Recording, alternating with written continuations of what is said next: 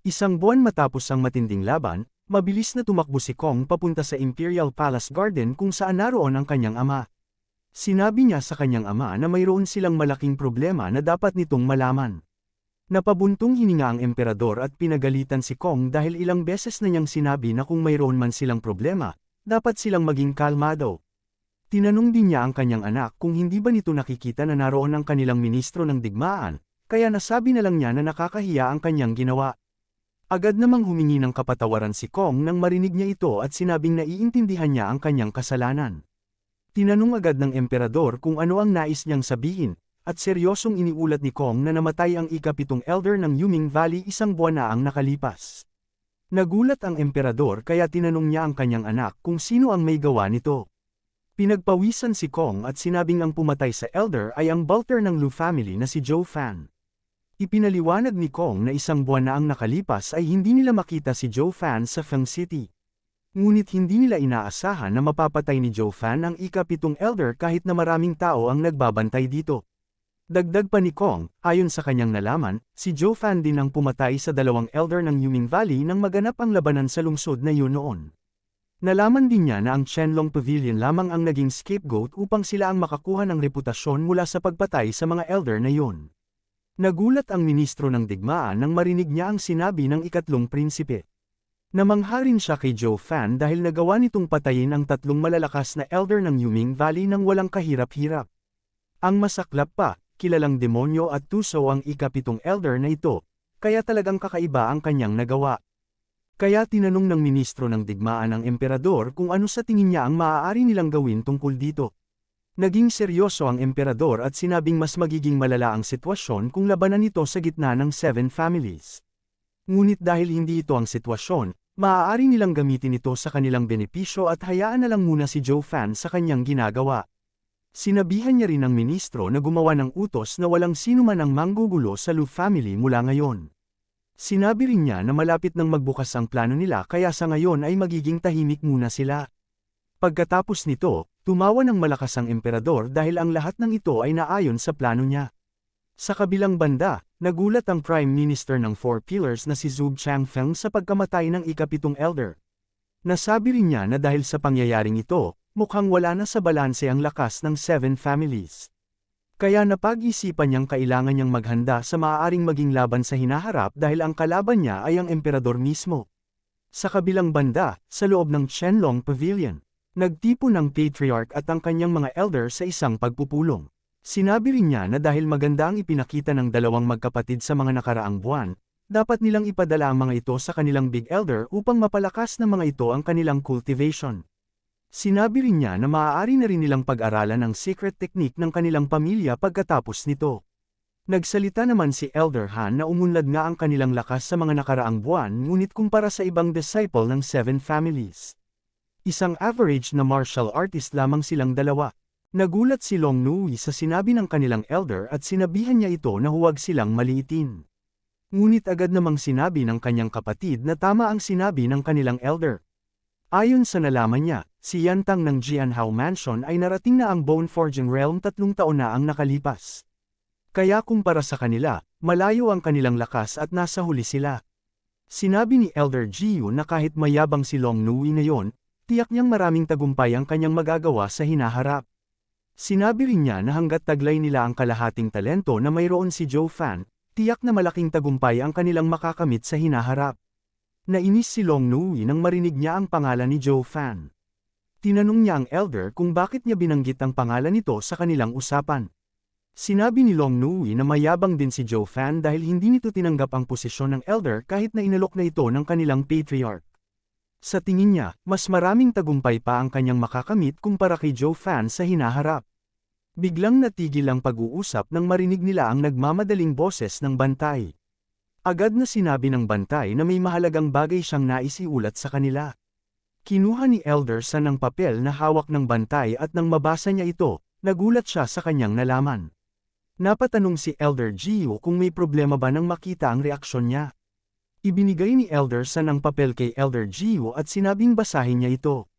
Nagulat si Elder Jiyu nang mabasa niya ang laman ng sulat at napangiti na lang siya dahil isa na namang magandang balita ang nagawa ng kanyang kapatid na si Zhou Fan. Sinabi niya na ang ika-7 elder ng Yuming Valley ay patay na at ang pumatay dito ay walang iba kundi si Zhou Fan. Natuwa ang kanilang patriarch at sinabi niyang maganda ang kanyang pagtitiwala sa batang ito dahil malaking balita na naman ang nagawa niya. Inutusan niya ang mga elder na magbigay ng tulong sa Lu clan at dagdagan pa ng mga bantay ang kanilang pamilya upang protektahan ang mga ito. Pinuri ni Elder Jiu ang ating bida at sinabing kamangha-mangha ang batang ito. Alam niya na pagkatapos ng digmaan sa pagitan ng 7 pamilya, tiyak na makikilala sa buong imperyo ang pangalan ni Zhou Fan. Samantala, sa loob ng Yuming Valley, galit na tiningnan ng patriarch ang takot na si Yang Ming. Naiinis siya dahil iniulat ng basura na ito napatay na ang kanilang 3 elder at ang masaklap pa. Isang bata lamang ang nakapatay sa kanilang lahat. Nanginginig na sinabi ni Yang Ming na ito ang totoong nangyari at hindi siya nagsisinungaling. Sinabi rin niya na ang may gawa nito ay ang butler ng Lu clan na si Zhou Fan. Hinampas ng patriarch ang kanyang upuan nang marinig ito. Pinagalitan niya si Yang Ming kung bakit hindi niya agad iniulat na ito ang nangyari kahit na alam na niya ito. Nakiusap si Yang Ming na huwag siyang patayin ng kanilang pinuno. Ipinaliwanag niya na hindi niya nasabi ito dahil hindi siya pinayagan ng kanyang master na sabihin ito sa kanya.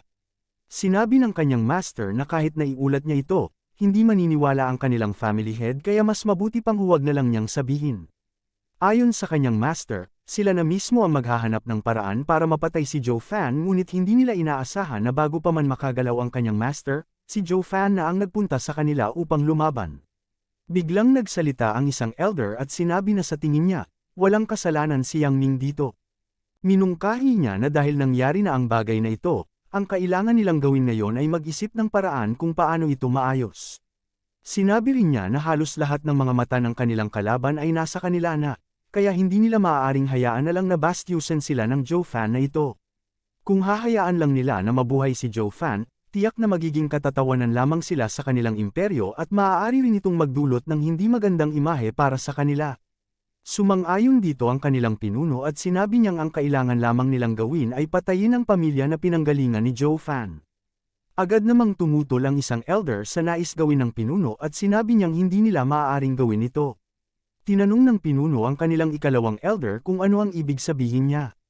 Alam nilang sila mismo ang target ni Zhou Fan kaya hindi nila maaaring hayaan na mabuhay ang buong pamilya niya. Kaya tinanong niya ulit ang elder kung gusto lang ba nilang tumahimik. Agad namang sinabi ng ikalawang elder na naiintindihan niya ito at sa tingin niya ay dapat nilang pagbayarin si Zhou Fan. Ngunit pinaalala niya sa pinuno na 1 taon na ang nakalipas, nagbigay ng utos ang kanilang emperador sa lahat ng 7 pamilya na hindi sila maaaring pumasok sa Feng City. Kung hindi nila susundin ito, tiyak na magkakaroon ng dahilan ang kanilang emperador na kalabanin sila at maaari silang patayin ito. Sumang-ayon ng ikatlong elder dito at sinabi niyang hindi ngayon ang tamang oras na maging kalaban ng kanilang emperador. Ayon sa impormasyon na nalaman niya, sa mga oras na ito ay nasa Feng City ang pinuno ng Qianlong Pavilion at isa sa mga 4 pillars kaya hindi sila makakapasok sa lungsod kahit na naisin nila. Dagdag pa niya, kapag nagpunta sila doon, tiyak na magsasanib puwersa ang mga ito upang mapatay lamang sila. Nagalit ang pinuno dahil sa maraming bagay na hindi nila maaaring gawin. Nasabi rin niya na kung buhay pa ang kanilang ika-7 elder, hindi sana sila nahihirapan sa mga oras na ito. Naiinis na sinabi ng pinuno na talagang pinatay pa ni Zhou Fan ang pinaka-importanteng tao sa kanilang sect. Kaya binalaan niya ito na huwag lang magpapahuli sa kanya dahil sisiguraduhin niyang magdudusa si Zhou Fan. Biglang nagsalita si Yang Ming at sinabi niyang may nais siyang imungkahi. Lalong nagalit ang pinuno at sinabi niyang wala siyang karapatan na sumali sa usapan ng mga elder. Kaya inutusan niya ito na lumabas, ngunit agad siyang pinakalma ng ikatlong elder. Sinabi ng ikatlong elder na disciple ng kanilang ika-7 elder ang bata na ito kaya sa tingin niya ay natuto ito sa kanya at dapat nilang pakinggan ang sasabihin nito. Wala namang nagawa ang pinuno kundi pumayag. Agad na nagsalita si Yang Ming na hindi nila kailangang patayin ang Lu clan para makapaghiganti lamang kay Zhou Fan. Hanggat mapatay nila si Zhou Fan, matatapos na ang kahihiyan na ito. Natuwa ang pinuno sa sinabi ni Yang Ming kaya sinabihan niya ito na magpatuloy sa kung ano ang magiging plano nila. Sinabi ni Yang Ming na kahit hindi sila maaaring pumasok sa Feng City, hindi ito magiging malaking problema sa kanila dahil wala rin naman si Zhou Fan doon. Kaya ang dapat nilang gawin ngayon ay pagtuunan ng pansin ang paghahanap kay Zhou Fan. Tinanong ng pinuno kung ano ang plano niya para magawa ito. Nakangiting sinabi ni Yang Ming na ang kanilang magiging plano ay maglabas ng kill order sa kanilang mga tauhan sa pamilya upang wala nang matatakbuhan pa si Zhou Fan sa buong imperyo. Kapag nalaman na nila kung nasaan si Zhou Fan, doon nila aabangan ang taong ito bago pa man siya makapasok sa Feng City. Natuwa ang pinuno sa planong ito at sinabi niyang ito ang kanilang gagawin. Agad niyang tinawag ang kanyang mga tauhan at inutusan sila na ikalat ang kanilang kill order sa buong imperyo sa ngalan ng kanilang Yuming Valley. Kailangan ding sabihin ng kanyang tauhan na kung sino man ang makakapagbigay ng impormasyon tungkol sa kinaroroonan ni Zhou Fan ay magkakaroon ng pagkakataon ng pamilyang ito na maging subsidiary family ng kanilang sect. At kung sino man ang pamilyang makakapatay kay Zhou Fan ay magiging unang subsidiary family ng kanilang sect. Sinabi rin niya na ito ang kapangyarihan ng kanilang sect at susundin ito ng ilang libong pamilya na nasa ilalim ng kanilang pangangalaga. Natuwa si Yang Ming nang marinig ito at naisip niyang ito na ang magiging katapusan ni Zhou Fan, lalo pat siya ang magiging number 1 enemy ng kanilang imperyo. Naging seryoso naman ang ikatlong elder at napagtanto niyang ang planong ito ay ginawa lamang ni Yang Ming upang maghiganti kay Zhou Fan. Kaya agad niyang sinabihan ang kanilang family head na ang kill order na ibinaba niya ay hindi magiging epektibo dahil sa lakas ni Zhou Fan. Sa tingin niya ay mahihirapan ang mga maliit na pamilya na magawa ito. Sinabi rin niya na sa tingin niya ay sila mismo ang kailangang pumatay kay Zhou Fan. Ayon sa sinabi ni Yang Ming, sa tingin ng ikatlong elder ay isang demon cultivator si Zhou Fan. Kaya sa tingin niya, isa lamang sa kanilang 5 elder ang maaaring makapatay sa kanya. Iminungkahi rin ng ikatlong elder na ang ika-5 elder ang maaari nilang ipadala dahil kaya nitong gumamit ng demonic fire at malakas rin ang kanyang katawan dahil sa matatag niyang Jinggang. Naiinis na sinabi ng ika-5 elder na huwag siya isama ng ikatlong elder sa bagay na ito. Sinabi rin niya na wala siyang oras para sa ganitong misyon dahil malapit na ang Baidan meeting sa Flower Rain Tower at nais niyang sumali sa kompetisyong ito. Nagalit naman ang kanilang pinuno nang marinig ito at tinanong ang ika-5 elder kung mas mahalaga pa ba para sa kanya ang sumali sa kompetisyon ng mga babae kumpara sa dignidad ng kanilang pamilya. Agad namang sinabi ng ikatlong elder na huwag maliitin ng kanilang pinuno ang sect ng Flower Rain. Dahil kahit puro babae lang ang miyembro ng sect na ito, isa pa rin sila sa 7 noble families. Kaya kung inimbita nila ang kanilang ika-5 elder, tiyak na interesado ang mga ito sa demonic fire ng kanilang ika-5 elder. Sa tingin niya, gagawa ang mga ito ng mga pills gamit ang kanyang apoy kaya magiging paborito sa kanila. Naiinis na sinabi ng pinuno na hindi niya gusto na parte ng 7 noble families ang sect na ito dahil alam niyang mga walang kwenta ang mga ito. Kaya sisiguraduhin niya na sasakupin ang mga ito sa hinaharap upang wala ng babae ang maging kilala sa kanilang imperyo. Iminungkahi naman ng ikatlong elder na nais niyang sumali si Yang Ming sa kanilang mga pagpupulong bilang kapalit ng ika-7 elder dahil alam niyang malaki ang maitutulong ng bata na ito sa kanila. Agad namang pumayag dito ang pinuno kaya natuwa si Yang Ming nang marinig ito. Inutos rin ng pinuno na kunin ng ikatlong elder ang bata na ito upang gawin siyang susunod na elder ng kanilang pamilya. Nang marinig ito ni Yang Ming, muli siyang natuwa at nagpasalamat rin siya sa kanilang elder. Sa kabilang banda, sa likuran kung saan nakatira ngayon ang Lu family, agad na pumasok si Miss Lai sa isang malaking kuweba. Sa loob nito, nakita niya ang malaking katawan ni Pang Tongling habang nagsasanay ito. Pinuri rin ni Pang Tongling ang pagiging tahimik ng galaw ni Miss Lai dahil kahit na nasa harapan niya ito, hindi niya pa rin maramdaman ang kanyang aura. Hindi ito sinagot ni Miss Lai, sa halip, tinanong niya si Pang Tongling kung anong klaseng demon technique ang kanyang inaaral, dahil 1 taon pa lamang ang nakalipas ngunit naabot na niya ang antas ng Bone Forging Realm, kaya sa tingin niya ay maraming henyo ang magseselo sa kanya kapag nalaman nila ito. Tumawa si Pang Tongling nang marinig ito at sinabi na ang technique ay binigay sa kanya ni Zhou Fan. Sinabi rin ni Pang Tongling na sa 20 bata na dinala ni Miss Lai, isa lang ang nakaligtas nang inaral nila ang teknik na ito. Nagulat si Miss Lai nang marinig ito dahil mataas na ang bilang na ito para sa kanila. Ang masaklap pa, parang nais pa ni Pang Tongling na dagdagan niya ang mga ito. Agad namang sinabi ni Pang Tongling na mabuti nang may nakaligtas kahit isa sa kanila, dahil noong una niyang ginamit ito sa 50 bata, wala sa kanila ang nakaligtas sa pag-aaral ng teknik na ito. Ngunit dahil para naman ito sa kanilang Lu clan, sulit naman ito. Naiinis na sinabi ni Miss Lai na kahit naghahanda sila, nagtatrabaho rin si Zhou Fan sa kanyang paglalakbay, kaya sa tingin niya ay dapat lang nagawin nila ang kanilang makakaya sa mga iniwang misyon nito. Binigay niya rin ang isang papel kay Pang Tongling at sinabihan siya na basahin ang nakalagay dito. Nagulat si Pang Tongling nang makita ito at hindi siya makapaniwala. Pinaliwanag ni Miss Lai na napatay ni Zhou Fan ang ika-7 elder ng Yuming Valley. Kaya sa ngayon, naglabas na ng kill order ang Yuming Valley para sa kanya. Natuwa si Pang Tongling dahil talagang kakaiba ang kanyang brother Zhou Fan. Sinabihan niya rin si Miss Lai na hindi niya kailangang mangamba dahil sa taglay na lakas ni Zhou Fan, tiyak na hindi siya mapapatay ng mga assassin ng Yuming Valley. Naiinis na sinabi naman ni Miss Lai na hindi siya nag-aalala sa kumag na yon. Ang kinaiinis lamang niya ay ginawa niya ang lahat ng ito para lamang sa isang babae. Nagulat si Pang Tongling nang makita ang reaksyon ni Miss Lai kaya nasabi na lang niya na mukhang ito ang dahilan kung bakit ito nandito. Kaya sinabi na lang niya na ang kanyang brother Zhou Fan ay isang mabait na tao. Naiinis na tinanong naman ni Miss Lai kung kailangan pa nga bang maging mabait ang Zhou Fan na ito.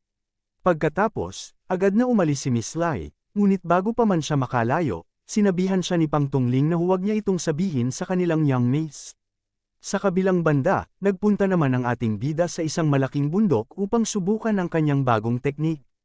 Tumalon siya sa itaas ng bundok at ginamit ang unang galaw ng kanyang devil technique upang hampasin ng malakas na enerhiya ang bundok.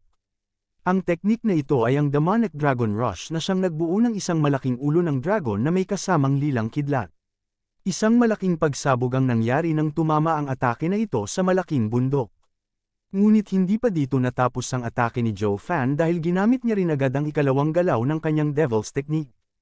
Ang Ghost Dragon Claw, upang kalmotin ang mga natirang malalaking bato na naiwan ng kanyang unang atake. Pagkatapos nito, nagpakawala siya ng isang malakas na sigaw na tinawag niyang Phantom Ghost Giant na siyang nagpayanig sa buong gubat. Nadismaya rin ang ating bida dahil kahit na napalakas na niya ang antas ng kanyang cultivation at nagamit rin niya ang kanyang bagong apoy, hindi pa rin niya magamit ng maayos ang kanyang bagong teknik. Dahil sa tuwing gagamitin niya ito ng sunod-sunod, nauubos ang kanyang enerhiya. Sa tingin niya, hindi ito magiging maganda para sa kanya, lalo na ngayon na mukhang maghihiganti ang Yuming Valley dahil napatay niya ang ika-7 elder nito. Naisip rin ni Zhou Fan na mas malakas na kalaban pa ang kanyang haharapin sa hinaharap, kaya kailangan niya ang teknik na ito upang maligtas ang kanyang buhay. Ngunit hindi niya inaasahan na ang kanyang enerhiya mismo ang magiging problema, kaya hindi na tumaas ang kanyang antas. Kaya napagtanto ni Zhou Fan na hindi niya maaaring gamitin ang teknik na ito basta-basta lang. Kung hindi, kahit na mapatay man niya ang mga kalaban niya, mamamatay rin siya sa paggamit ng teknik na ito. Matapos ang isang buwan na pag-cultivate ni Zhou Fan sa lugar na ito, kinuha rin niya ang itlog ng Thunder Skylark upang suriin ito.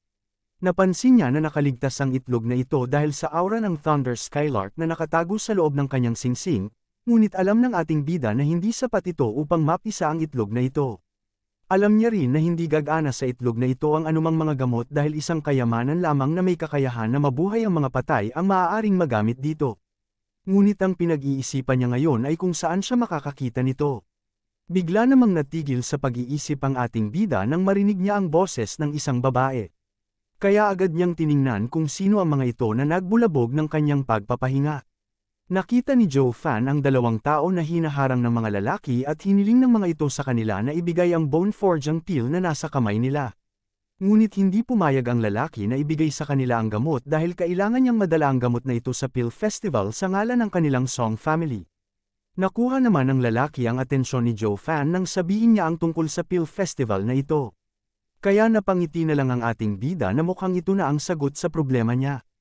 Tumawa naman ang lalaki at sinabihan ng dalawa na kailangan nilang ibigay sa kanya ang gamot na ito dahil alam niya na ang dahilan ng pag-abot nila sa antas ng Bone Forging Realm ay ang gamot na ito.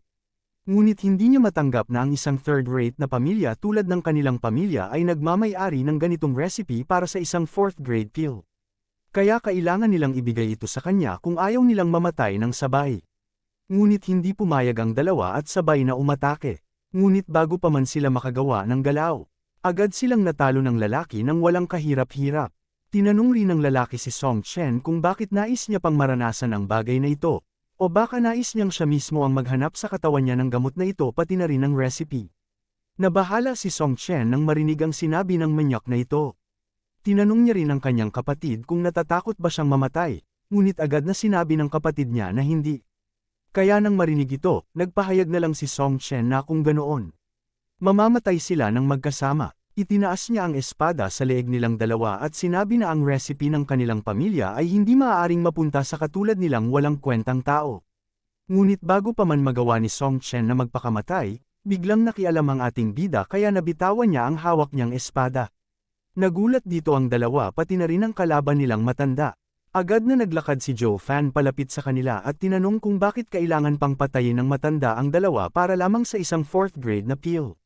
Natawa ng malakas ang lalaki nang mapagtanto niya na isang mahina lamang ang naglakas loob na lumaban sa kanya, kaya nasabi na lang niya na talagang matapang ang ating bida. Sinabi rin ng matanda kung bakit nais tumulong ng ating bida kahit na isa siyang demon cultivator. Higit sa lahat, ang martial artist na tulad nila ang pinakatuso sa buong kontinente nila, kaya hindi niya maintindihan ang nais gawin ni Joe Fan. Tumawa naman si Joe Fan nang marinig ang sinabi ng lalaki dahil mali ang pagkakaintindi niya. Hindi siya narito upang maging bayani ng dalawang ito. Nandito lamang siya upang ipakita sa kanilang lahat ang lakas niya. Kaya nais niyang mabuhay ang mga ito at dapat huwag niyang patayin ang dalawang ito. Nainsulto naman dito ang lalaki at tinanong niya ang ating bida kung gagawin niya lang ba ito mag-isa. Sumigaw naman si Song Chen na tumakbo na si Joe Fan at huwag na silang tulungan dahil alam nilang hindi niya makakaya ang lakas ng kalaban nila.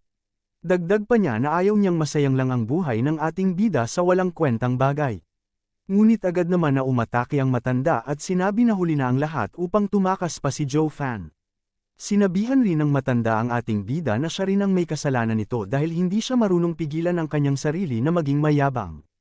Ngunit bago pa man makaatake ang lalaki ay bigla namang naputol ang kanyang ulo nang hindi man lang gumagalaw ang ating bida. Kaya nagulat na lang dito ang kanyang kasamahan pati na rin ang dalawang magkapatid nang makita nila ito. Agad rin na tumakbo ang kasamahan ng matanda dahil napagtanto nila na isang halimaw ang kalaban nila. Agad naman na naglakad palayo si Joe Fan nang makita niyang wala na ang mga kalaban.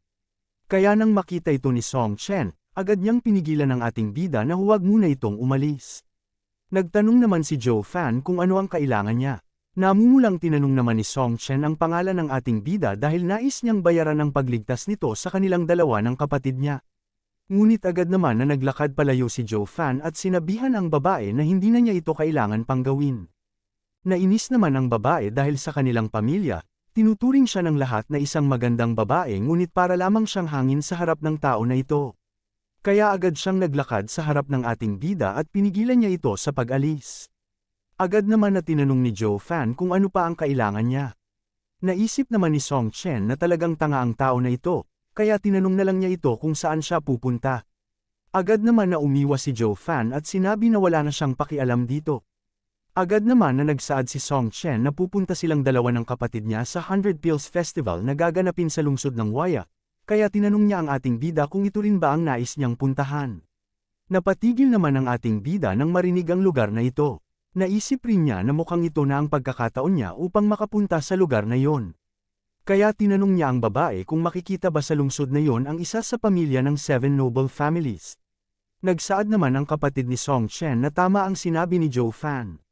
Kada 10 taon ay nagsasagawa ang Waya House ng 100 Pills Festival para sa mga kilalang alchemist ng kanilang kontinente at ang mga ito ay maglalaban sa isa't isa gamit ang kanilang secret recipe ng gamot ng kanilang mga pamilya. Dagdag pa ni Song Yu na kung magiging maganda ang ipapakita ng mga kalahok na ito, maaari pa silang makuha ng Waya House mismo. Kapag nangyari ito, magiging kasapi ng Waya House ang pamilya ng kalahok na ito at makakatanggap rin sila ng pagkilala mula sa 7th family.